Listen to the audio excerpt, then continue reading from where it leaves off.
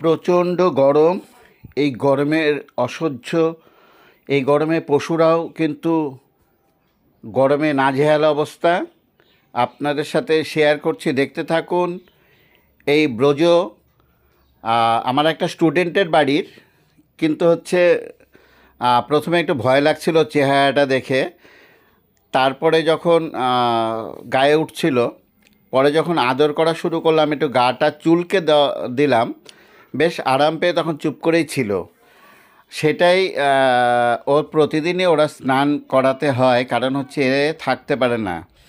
স্নান না করালেই এর তাণ্ডব শুরু হয়ে যায়, গরমের তাণ্ডব। আমাদের যেরকম অবস্থা, পশুদেরও তেমনি অবস্থা। সেটাই হচ্ছে দেখলাম, আপনাদের সাথে শেয়ার করছি। আপনারা দেখুন এই ব্রজকে। ব্রজ অসহ্য গরমে নাজেহাল অবস্থা।